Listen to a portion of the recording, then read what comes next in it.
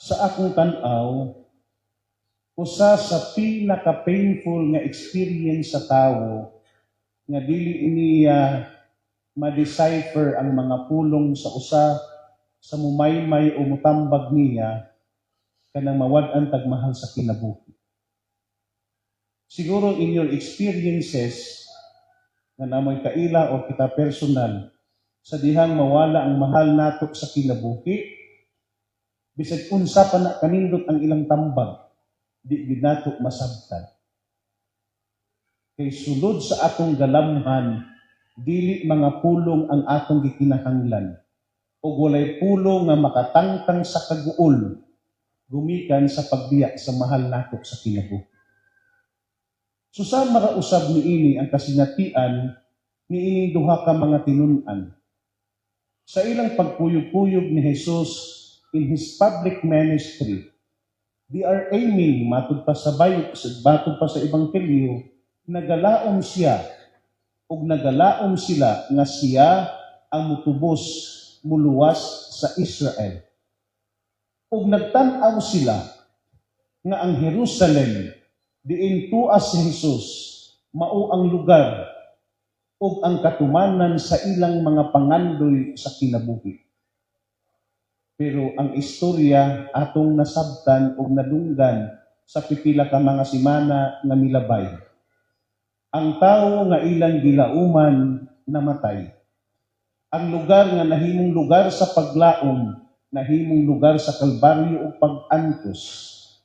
Ug tungod niini, sila miuli balik sa ilaa, uban ug balon ang kasubo. Kung ato ni dalon sa atong kinabuhi, sa atong kasinatian, matag-usan nato aduna natay pangandoy.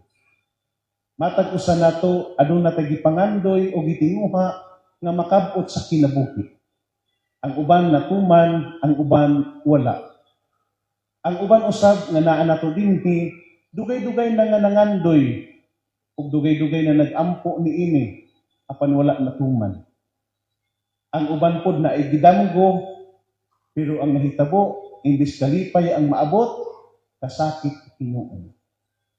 Usa ka kasinatian, usa ka mapilanggaon kaayo nga inahan ngadto sa anak. Gusto bisa nga malipay ang iyang anak. Ug sa diha nga may request ang iyang anak nga palitan sa motor. Tungod sa kalipay sa inahan, ipalitan niya og motor. Pero ang butang nga nahimong kalipay sa anak, wala na ampingan, mo'y nahimong instrumento sa pagkawala sa anak. Ug niingon ang inahan, dili man ni mao ang akong gi-expect. Sa kasinatian nato, sa pag-anhi nato dinhi, sulod sa Santos nga misa, balon-balon usab nato ng mga pangandoy ug damgo. Apan balon-balon usab nato ang mga kasubo. Nga naipipila ka nato, nga naidamgo sa kinabuhi ug laraw nga gustong kabuton.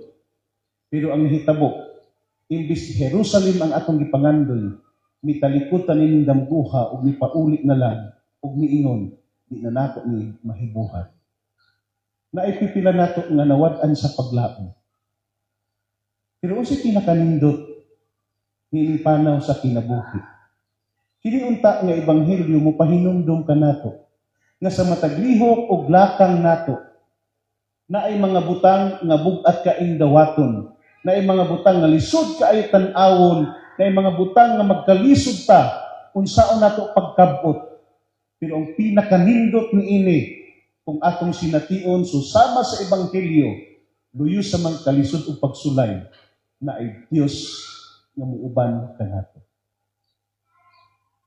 Kabalo mo, kung ato lang dawaton nga naay Dios na si Jesus muuban sa atong kinabuhi ug mga desisyon, muingon ko, dili na mawala inyong problema karon dahil. Pero makaingon dito, sayo na kabuton, kay wala mo nag-inusara. Ang perspective nato sa pagtanaw sa problema, dili nakabug-at susama sa dihang wa panimo gi-recognize nga naay Dios, naay Jesus nga mutabang nato. Sa pagpadayon nato sa panaw sa kinabuhi, daghang panahon nga gusto tag kausaban. Daghang panahon nga nangandoy ta nga kinilihok ug buhat unta nato unta ma-align sa atong mga pangandoy ug tinguha. Pero ang mas kinahanglan diin nato susama sa duha ka tinun-an. Kinahanglan pud ta muhunong ug maminaw. Naay mga panahon nga gusto ta og giya and sense of direction and focus sa atong kinabuhi. Pero nga nung di nato makabot, kay wa pa tay panahon sa pagpaminaw. Ug ninindalan paingon sa Emmaus, gipahinumduman kitang tanan sa kinabuhi nato, bilinhon kaayo nga ang atay panahon sa pagpaminaw. Out of our busy lives, daghang kaitang mga trabaho, daghang kaitang mga panggibuhaton, daghang kaitang mga tinguha, luyunin ka busy sa tanan, nanginahanglan tagpanahon sa pagpaminaw. Ug ang pinakanindot nga paminaw nato nga mahimong giya sa kinabuhi mao ang pulong sa Dios. Himoa ang pulong sa Dios nga moimo giya sa imong mga desisyon sa kinabuhi ug magtudlo nimo unsa ang maayong buhaton. Usahay gumikan sa ato ang personal ug selfish kaayo nga mga tinguha kana bitaw sa layman's term moingon ta nga mag-alig-alig ta nga kita ray mo buhat. Usahay mabug-atan ka. Pero kung atong mahinumduman nga naay Dios nga muuban ug naay Dios nga mutudlo nga angay natong paminawon, moabot ang panahon nga ang mga lihok ug tinguha nato mahimong sayon. Apan naay gibilin si Jesus nato nga mas nindot pa natong sination. Si Jesus nailhan sa iyang mga tinun-an pinaagi sa pagpikas-pikasapan. Ug sa gabi nga wa pa siya budhii, mibilin siya niining sakramento, diin ang simbahan ni ila, that this is our source and summit of our Christian faith, and that is the Eucharist. Nga ang santos nga misa, nga sa matag kalawat nato sa lawas ni Kristo, mahinumdom unta kita nga aduna tay katakos nga mutudlo ug muilan ni Hesus kay naminaw kita ug gitugot kita nga si Hesus muuban sa atong kinabuhi. Imagine, right after the resurrection of Jesus, kasagarang panghitabo nga mailhan nila sa Hesus, panahon sa pagpangaon. Sa dihang dito sila sa lakihan, sa dihang dito sila sa upper room, sa diha nga kining duha nagbaklay. Nailhan siya pinaagi sa pagkaon. Isit aside sa nato ang santos nga misa. Diha sa ta sa inyong pamilya. Pangutahan na karon. Kamo sulod sa inyong pamilya. Nagkailhanay ba mo sa inyo ang kauban sa balay? Nagkadungan na ba mong pangaon nga mag-istoryahanay mo nga samtang nagnaon mo ning saysay ang inyong anak, ang inyong bana, ang inyong asawa kung unsa ang ilang mga struggle sa kinabuhi. Usa kuno sa mga problema karon, nag-abot bitaw ning family and life ug ang youth, giabot sila complain sa mga ginikanan. Ang ila kuno mga anak igabot gikan sa eskwelahan, di na gani halos makaamin kay dito na dito sa cellphone ug mutago sa kwarto. Nawa na panahon nga makikistorya kay nag-focus na pod sa cellphone. Ang complaint pod sa mga anak ngadto sa ilang mga inahan nga usahay dugay kuno sila makakaon kay ilang inahan picturean pa ang pagkaon ayha nila kanon. Ug ang laing reklamo sa anak pasuoton silang mga sinina kay pasayaw-sayawon kuyog sa inahan.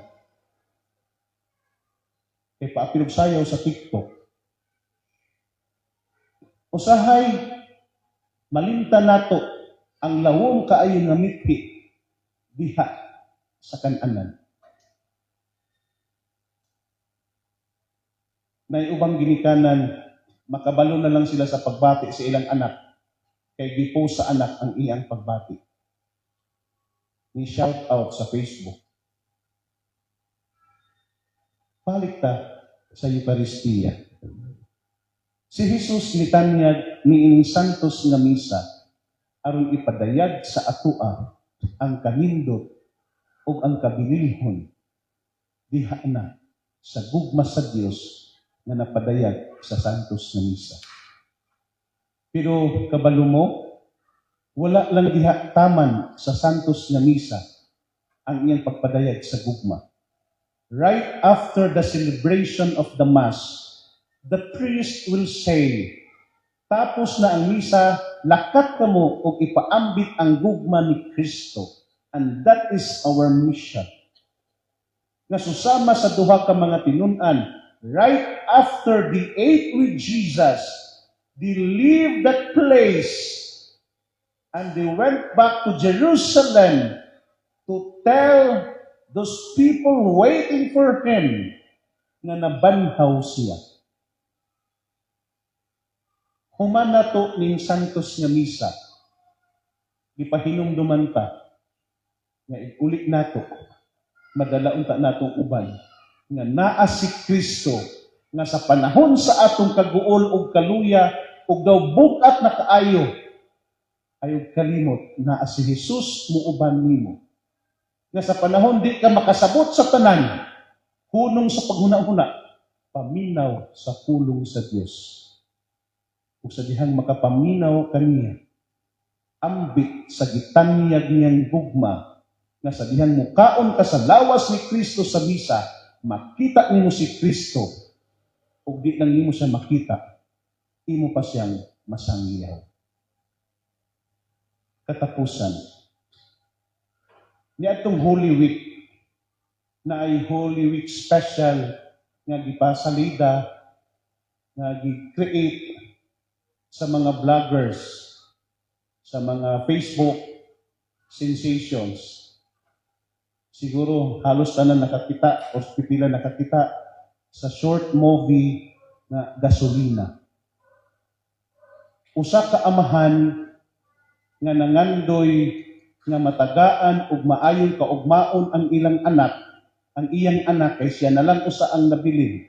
Ang kamagulangan badlungon pa kaayo. Naglisod pa siya kay mahal na kaayong gasolina. Tig-deliver siya og pagkaon. Ug naisin dito nga makapatandog kaayo. Gumikan sa kamahal sa gasolina, wa na dawata sa customer ang iyang gi-order. But on the time nga wa niya dawata, that was also the moment sa video nga nagdungag pangaon ang pamilya. Pero ang kasakit lang, kaya ang mga amahan ko no bakakon, kay bisa pagikapoy, wa ni undang sa pagtrabaho. That in the end of the story, ang amahan namatay. Sa kamatayon sa amahan, nakita sa anak, unsa ang sakripisyo sa amahan para nila. Ug ang amahan atong salidaha, nahimong usa ka pagsangyaw sa maayong balita, nga luyo sa kalisod, nagpabilin ang gugma. Naa ang presensya sa Ginoo, kay naitawo nga mahigugmao.